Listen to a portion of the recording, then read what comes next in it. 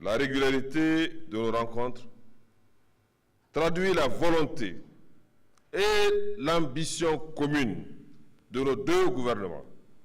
de toujours cheminer ensemble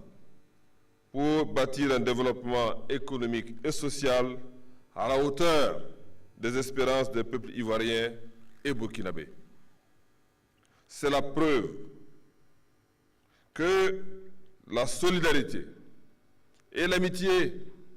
sont des atouts majeurs pour l'épanouissement de nos peuples épris de paix, de liberté et de justice.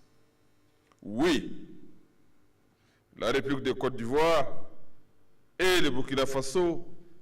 partagent la même conviction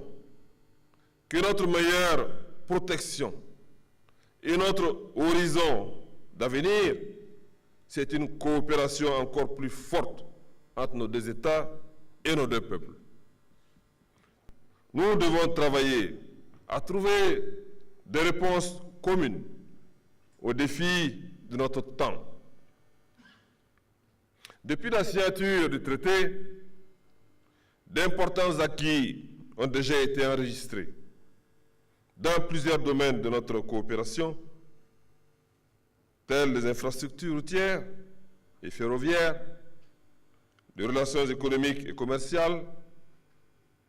la coopération énergétique, la diplomatie, la défense, la sécurité, l'éducation, la recherche scientifique, la coopération administrative transfrontalière, la libre circulation des personnes et des biens, l'agriculture et le foncier rural, la formation professionnelle, l'artisanat, la culture, le tourisme, l'emploi des jeunes et les droits de la femme. À ce jour, plus d'une soixantaine d'accords ont été signés. En outre, nos deux gouvernements ont, depuis les 3e et 4e conférences au sommet de notre traité, décidé de la mise en œuvre de projets dont les plus emblématiques sont, je cite, la construction de l'autoroute Yamoussoukro-Ouagadougou, la réhabilitation du chemin de fer Abidjan, Ouagadougou, Kaya et son prolongement jusqu'à Tambao, l'approvisionnement du Burkina Faso en électricité à partir de la Côte d'Ivoire, la fluidité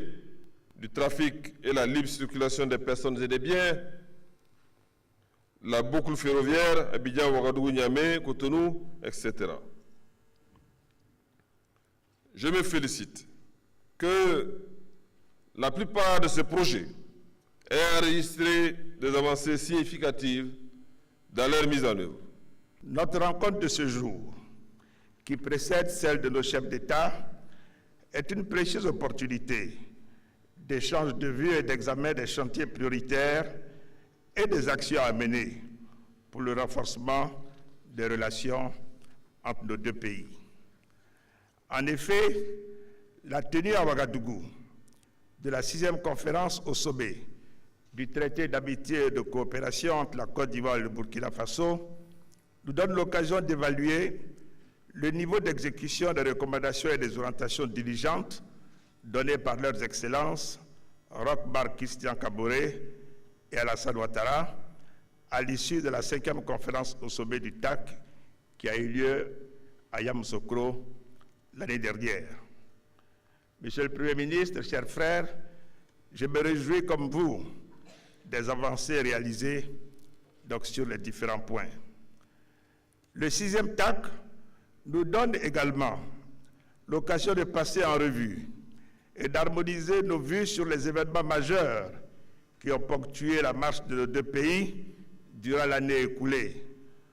notamment l'immigration clandestine et le phénomène terroriste. Ainsi donc,